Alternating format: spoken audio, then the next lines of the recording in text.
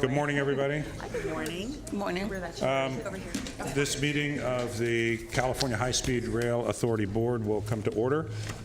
Would the Secretary please call the roll? Good morning. Director Schenk, Here. Vice Chair Richards, Here. Director Rossi, Here. Director Curtin, Here. Director Paskett, Director Lowenthal, Here. Director Camacho, Here. Director Miller, Here. Senator Bell,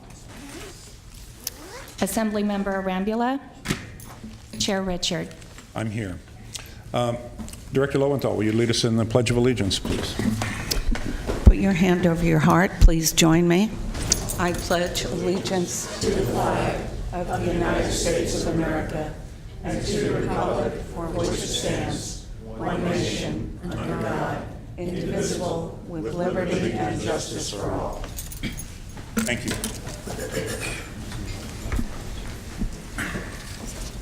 Before we move to the public comment period, I think most people got the notice about the change in the agenda for today. We are going to postpone consideration of the contract award for the early train operator. We have received a protest of the staff proposed award from one of the bid teams from Renfe. And while we're legally empowered to move forward and make an award in the face of the protest, in order to afford everyone an opportunity for a fair process, we're going to let that run its course a little bit here, and so we're going to move that over to the next month. This is a very important and critical step for High-Speed Rail Authority, and we want to make sure that it's done with full consideration for all parties. So we will not be having that item today. So with that, we'll move to public comment. And I apologize because I lost my reading glasses, and so I might butcher a few names here. But I'm taking these in the order in which they were received. First is, thank you, Tom. First is Lee Rosenberg, followed by Leanne Eager, and then Paul Murdoch. Oh, great. Thank you, Mr. Chair, members of the board. My name is Lee Rosenberg. I represent Navigating Preparedness Associates, a small and service-disabled veteran business enterprise. I own and manage the company as the managing director. We're based in California in the Bay Area. We have a staff of 5 in California, and we provide security and emergency management services for transportation and other large infrastructure that belong to the public and to the private sector. I'm here for the initial agenda item that was deleted, and that concerns the selection of the early train operator. I'm a member of the Renfe team and am concerned that although Renfe scored higher on the technical proposal and on the cost than the selected contractor, and additionally, my particular concern had better small, minority, and service-disabled veteran business participation, that they did not make the selection due to the results of the oral participation and the oral interviews. I would request that the board give fair consideration to the protest that's been filed. I'm particularly concerned about the vulnerability of high-speed rail to security, given the recent security and terrorist activities that have occurred in our nation and overseas, where they very often have targeted highly visible transportation. Other than that, I thank you for your time and the opportunity to speak. Thank you, sir. Appreciate your coming today. Leanne Eager, followed by Paul Murdoch, and then Kim Nguyen. Good morning. Good morning. I'm Leanne Eager, President and CEO of Fresno County Economic Development Corporation. I wanted to give you a quick little update of my travels around the world recently. Last month, I started in Helsinki, Finland, on a trip to visit 44 different companies dealing with renewable energy, smart city growth, and really looking at hydrogen fuel cells And probably 40 of those 44 companies in Finland asked me about high-speed rail starting in Fresno, California.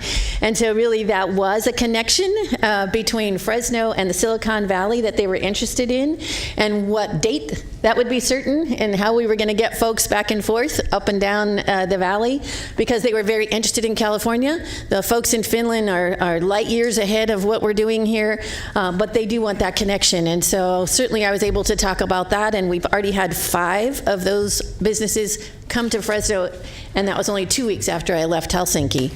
After I left there, I had one day in between, and I landed in Madrid, Spain, and met the mayor of Fresno there, and some of our city council, and some of our business leaders. We were able to tour many of the stations, high-speed rail stations in Spain. Our mayor was able to talk to the mayor of Ciudad Real and also in Malaga, and talk about what the economic impact is when a station comes into not a large city like Madrid, but a city the size of Fresno. He was very impressed with the change in the economy once that station got there.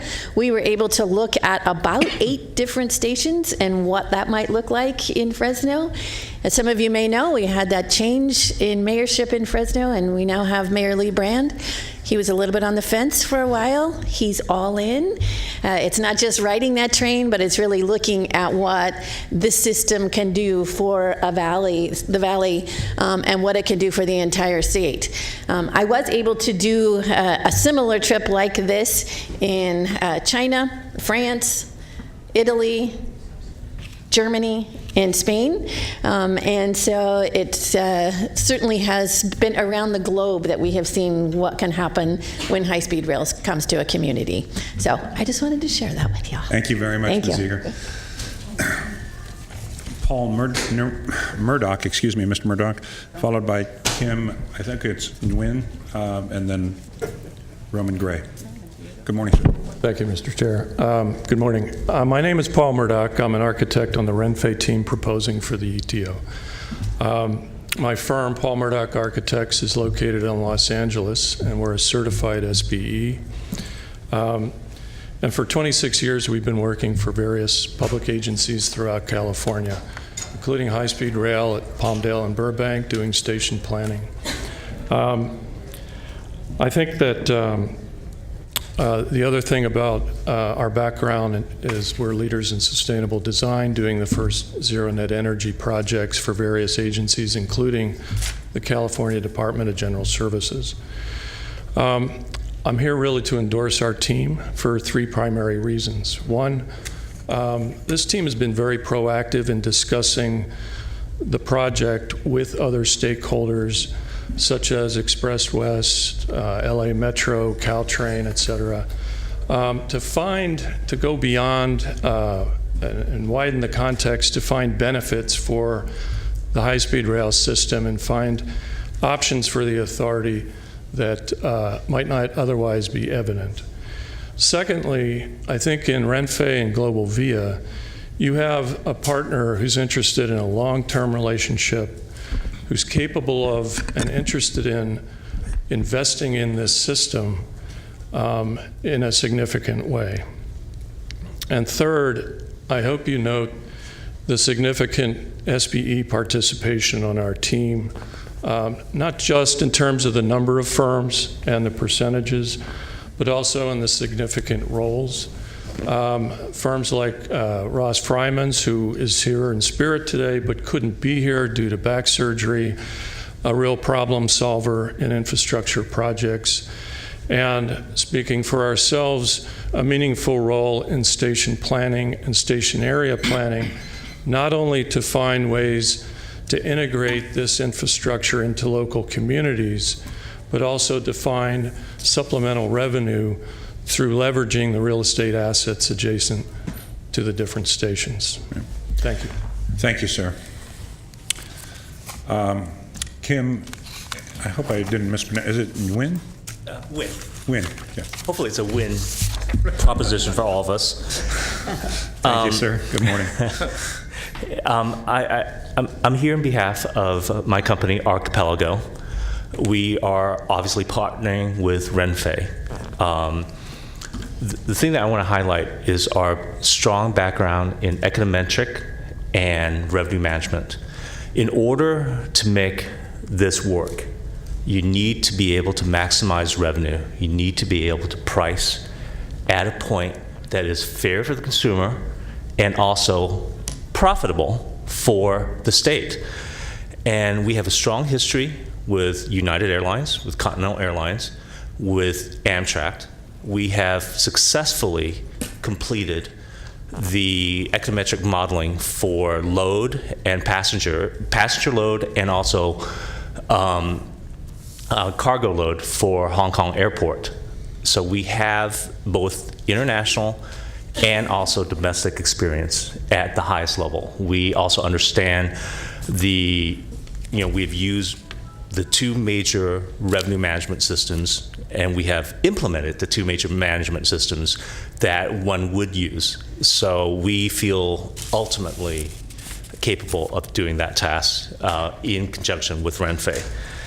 And we have some of the finest economists working with us who can model whatever situations we need as we look forward in the future, trying to anticipate the unanticipated. A couple of things I really want to point out. Our financial plan is 25 points higher than the closest competitor. I think that is pretty impressive. The other thing is, again, highlighting what you already know, but I want to highlight this, is that we understand that there's no operating subsidy will be given, and that we are willing to accept all the ridership risk and will invest funds in the system. I think this is just very important for the people of California. And as a taxpayer, I firmly am behind that. Mr. Wayne, I'm going to need you to wrap up here so we can make sure we can do everything else. I'll let you have one last closing sentence if you'd like to do that. Closing sentence is DB is 100% government-owned. Global Via is 100% private with a U.S. investment partner. Thank you, Mr. Wayne. Roman Gray, followed by Roland LeBrun. Good morning, members of the board. Ramon Gray. I am also with the Renfe Group, but I am the president and CEO of Archipelago Builders Collective. Wanted to come and present today just to let you know that as a partnership, we focus on a collaborative effort, and wanted to point that out because some of the concern that a lot of the managers would have is how the process is going to work. So given that we are a local SBE and MBE focused on a collaborative community, we believe that our product is going to be of benefit to the taxpayers of California in the building of the high-speed rail process. Having said that, just given the history of our company, Archipelago Builders, you've heard from my partner Kim and other members of the Renfe Group that have been in the building today. Given that we have a proven system of signaling and rolling stock interoperability, neutrality, we run all of our major systems and suppliers and trains interoperability. We don't necessarily have anyone who is beholden or tied to any one particular supplier or operator. So we operate completely independent in that matter. Thank you for your time today. Thank you very much, Mr. Gray. Roland LeBrun, followed by, I think it's Reina Castellanos. Good morning. Good morning, directors. Well, I'm not on the Renfe team. But the reason I'm here today is to share with you my disappointment, because today should have been a day of celebration, of basically us implementing a recommendation from the peer review group, which is 5 years old. Actually, Will Campton was on the peer review group at that time. It tells you how long that is. And I went to the entire procurement thing, and I really want to congratulate you with the way it was done. And I totally agree with the rating for the 4 parties. I've reviewed the proposals, and the staff recommendation is absolutely the way to go. What I find very unfortunate is that when everything is said and done, we're going to have a 1-month delay at a very critical time. We need these people to peer review pretty much everything that's been done for the last 15 years. I can give a couple of examples. You've potentially got some fatally flawed alignments out there that you're about to spend billions of dollars on. You have issues with platform length. You have issues with platform heights. You definitely have major issues with the current designs for stations in the peninsula.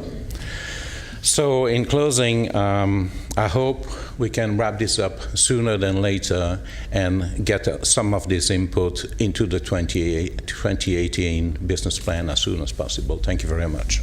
Thank you, Mr. LeBrun. I think all of us share your hope on that. Reina Castellanos, I hope I pronounced your first and last names correctly, or close as I could. No worries, you did pretty good. Reina Castellanos. I am here representing VRPA Technologies. We're an outreach and translation, I am the outreach and translation specialist with VRPA Technologies. VRPA is a traffic engineering and transportation firm and provides associated environmental and outreach efforts to public agencies and private entities. VRPA is an SBE, registered as a DBE under the California Unified Certification Program, and is also certified as a woman-owned enterprise, and has qualified as an underutilized DBE, and has a micro small business enterprise certification through the California Department of General Services. We are headquartered in Fresno, California. We've got 17 full-time employees on staff. Our team is the only one that has successfully delivered a high-speed rail line to operations in a different country. The Saudi Arabia line is currently undergoing final testing and commissioning and is set to open this year. Further, DB International has 79% on-time performance and 77% customer satisfaction rating, whereas if the trains are as little as 5 minutes late, we will give a full refund. RUNF gives a full refund to passengers and has higher than a 96% customer satisfaction rating. So we were not awarded as part of the project, and we feel that we should have been chosen. Thank you, Ms. Castellanos. That concludes the public comment period. I want to thank all the members of the public for coming forward today. As I indicated at the beginning, we want to make sure that this is a full and fair and comprehensively considered process. So that closes the public comment period. We'll move on to item 1, which is consideration of the board minutes from the September 27 board meeting. Do I have a motion? Second. It was moved by Director Rossi, seconded by Directors Camacho, and I think it was Shank. I'll let Ernie get. Okay, so moved by Mr. Rossi, seconded by Mr. Camacho. Secretary, please call the roll. Director Schenk, Yes. Vice Chair Richards, Yes. Director Rossi, Yes.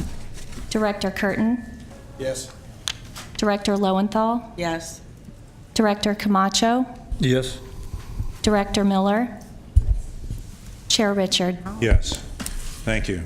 Item 2 has been deferred. Item 3, consideration of an interagency agreement with Caltrans for legal services for right-of-way acquisition. Mr. Andrew, good morning. Good morning, Chair Richard and the members of the board, and Mr. Felenz. I trust the board memo was straightforward and hopefully fairly clear. If not, I'm happy to answer any questions. And Mr. Jarvis and Mr. Matthews, Chief of Right-of-Way, are here to answer any questions. All right. Do board members have questions on this item? Ready to move. Okay. I'll second. Okay, moved by Director Rossi, seconded by Director Shank. Secretary, please call the roll. Director Schenk, Yes. Vice Chair Richards, Yes. Director Rossi, Yes. Director Curtin, Yes. Director Lowenthal, Yes.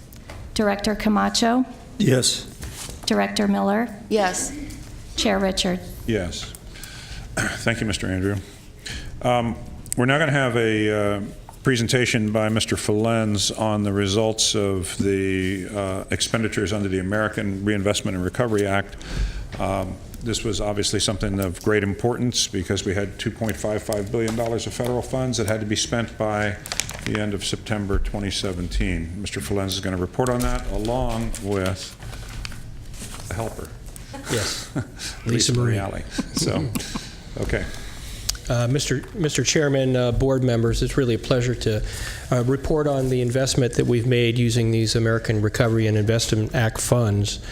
Back in 2009 was the height of the economic recession, and millions of jobs had been lost, home prices plummeted, and the stock market declined.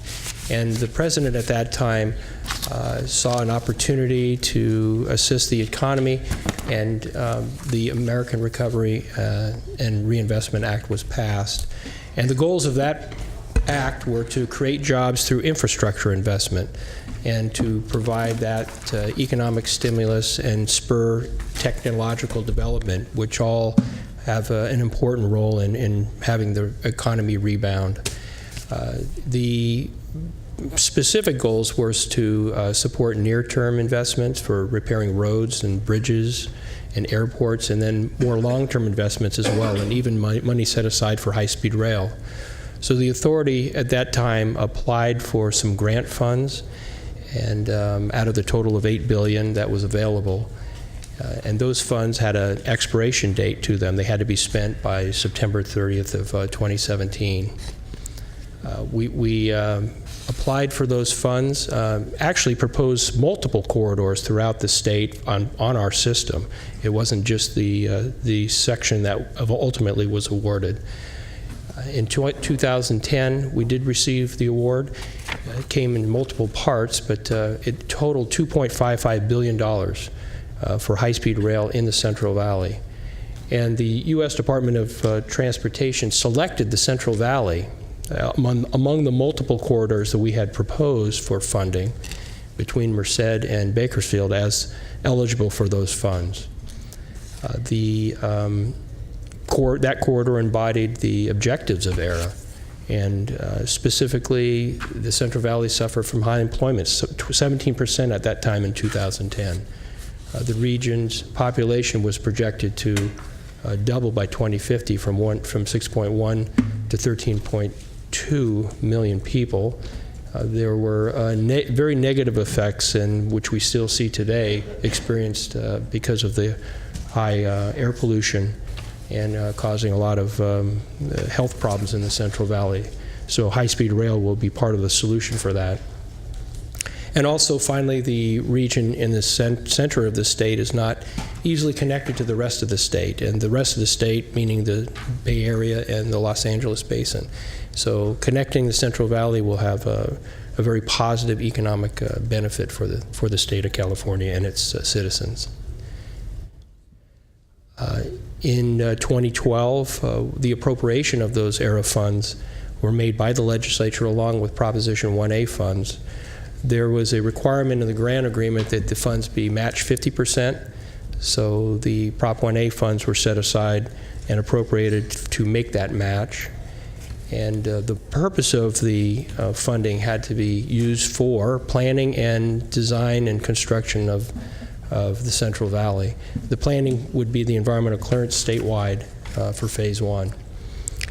In 2015, we had a groundbreaking, and we've seen a lot of construction and activity in the Central Valley, and we see those funds at great use. In 2016, the grant agreement was amended with the federal government, with FRA, and we now can have a project schedule using those funds along with other grant funds that we received in the FY10 program, and all the work has to be completed by 2022, which this all aligns with our 2016 business plan.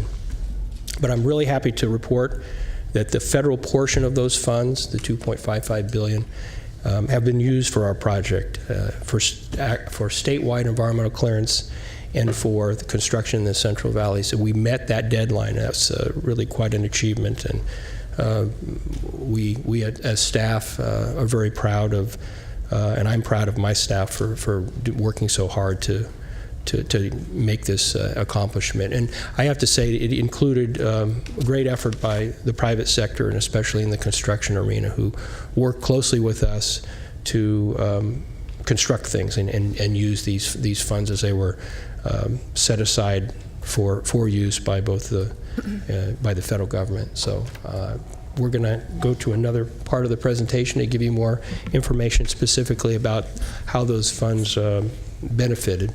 And Lisa Marie Alley, the Chief of Communications, will make that presentation. Thank you. Ms. Alley, good morning. Good morning. Thank you, Tom. Chairman Richard and members of the board, I'm here today to talk about the impact that this ARRA investment had on the people of California and across the state. Tom indicated that we had $2.55 billion invested in high-speed rail in California, and I'm proud to say that we achieved the policy goals of the ARRA program. We put hundreds of people back to work, including 600 private companies from around the state and the country. We had thousands of good-paying jobs established.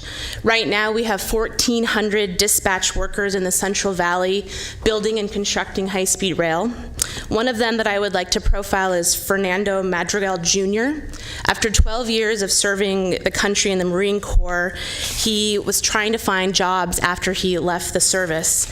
And instead, he was unable to find a job, but was able to enroll in an apprenticeship program through PG&E to learn skills about utility relocation. Since he finished his apprenticeship program, he is now working for a small business in the Central Valley doing utility relocation on high-speed rail. We also know that high-speed rail's investment created economic development and activity. Over $4 billion is the output of that money. We've also shown that a public investment in high-speed rail and in transportation yields many benefits. Some are tangible, some are quantifiable, some are not. But what we've done is we've put together this economic and ARRA report that I encourage everybody to read that talks about all the great things that this investment did. As Tom indicated, the ARRA dollars were primarily spent in the Central Valley to get us under construction. Right now, we have 119 miles of construction going on between Madera to north of Bakersfield. We currently have 14 active construction sites, with one being completed, the Tuolumne Street Bridge that opened over the summer. We're proud to announce that 100% of the steel and concrete that we've generated from demolition has been recycled, helping the environment. We've also been able to preserve hundreds of agricultural land that helps the habitat, such as the San Joaquin kit fox and other animals. Not only is high-speed rail creating jobs and being built, it's also helping us from a safety perspective. The ARRA dollars are being used to convert a total of 50 new grade separations in the Central Valley, not just for high-speed rail, but for the freight railroads in the region. We wanted to show you a quick video of the construction activities going on and the work we're doing for grade separations.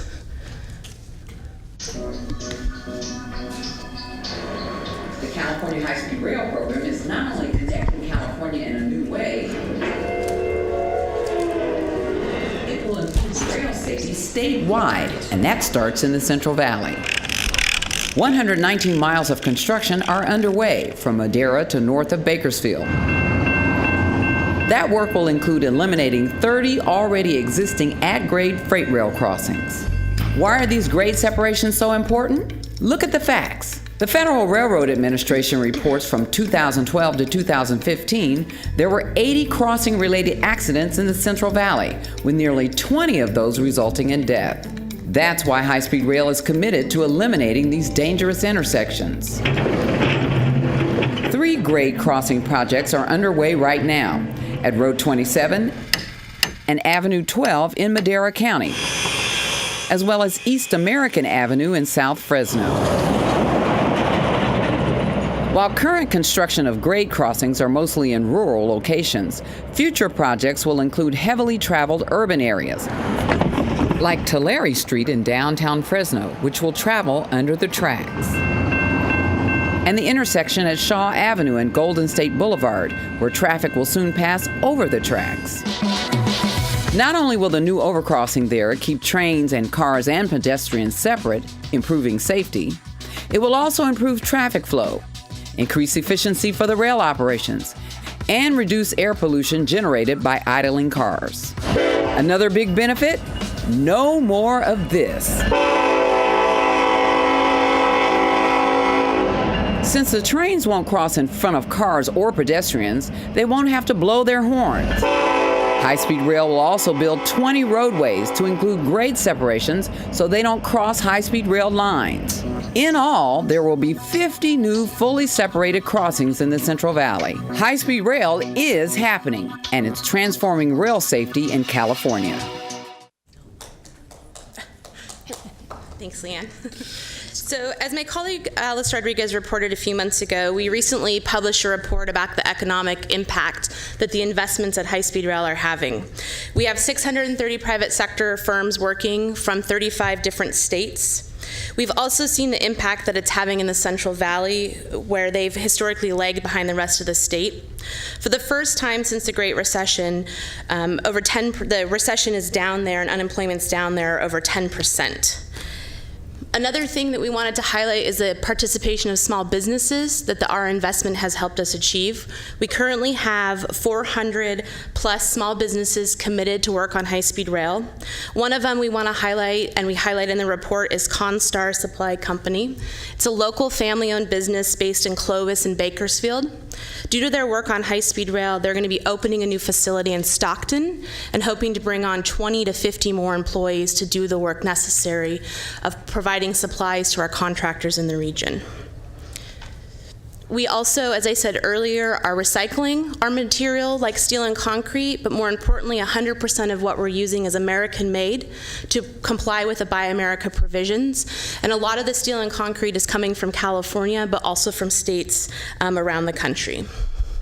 And finally, we've made significant progress in our right-of-way acquisitions due to the leadership of Diana Gomez and the right-of-way team and our partnership with the Fresno EDC. In the Fresno County alone, 80% of our residential relocations have been able to stay in Fresno County, and 98% of the businesses we're relocating have also been able to stay in Fresno County, and a majority of them have talked about how they've been able to expand and grow their businesses.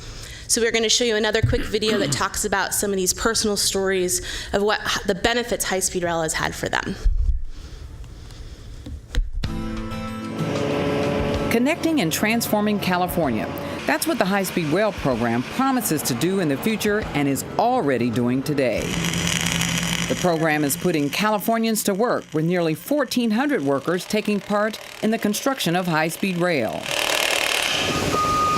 And the more than 200 small businesses contributing to 119 miles of construction, they're part of the authority's aggressive 30% small business participation goals. Clearly, without the small business portion or the small business percentage required, I would have not been offered an opportunity to do the job.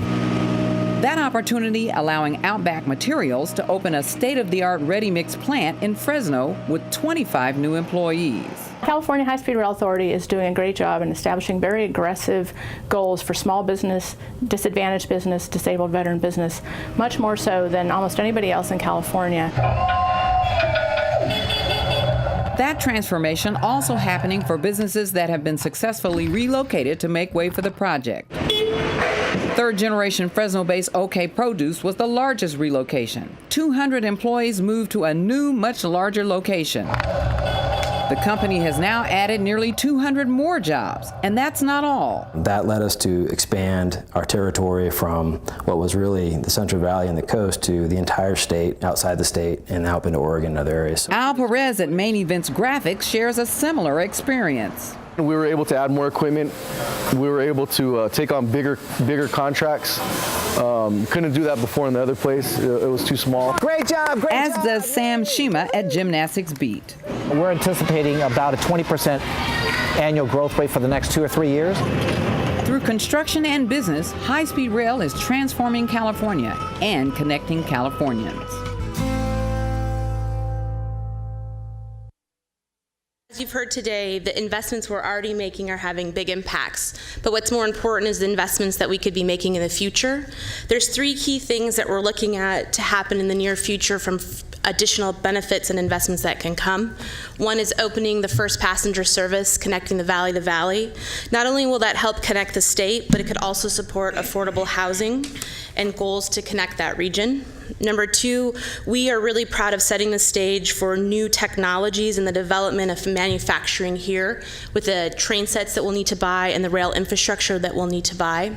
And finally, we're proud to be creating a commercial enterprise through public-private partnership. But all of this is done through continued investment in transportation and in infrastructure. With that, again, I encourage everybody to read the report, and I thank you for letting us present this information to you. Thank you. Well, I just want to say I appreciate the report, because these debates over infrastructure investment that occur at the federal and state level often ignore the human impact of what it means for our country or our state to actually build these things and put people to work. So I think all of us should be very proud that we're taking the dollars that were granted to us by the Congress and through the leadership of the President and using them for their intended purpose, which was to put people to work and get America back on its feet after the 2008 economic meltdown. Members, questions? Thank you, Tom, and thank you, Lisa, very much for that. And thanks to everybody on the staff and all of the people who worked. It was a challenge, given the slow start, to get this done, but I think it was done well and effectively. So thank you. Okay, following that report, that really completes the open portion of our agenda today. Let me just make one other announcement. The board is going to enter into closed session now to consider the items that are specified on the agenda. I'll report back any actions after those closed sessions. There is a prospective meeting of the Transit Land Use Committee that was supposed to occur immediately after the board meeting. But I've asked that that be pushed back to a noon start. So those of you who are interested in the Transit Land Use Committee will be looking at that at noon. So with that, the board will enter into closed session. I thank everybody for coming today, and we'll report back after the closed session. Thank you.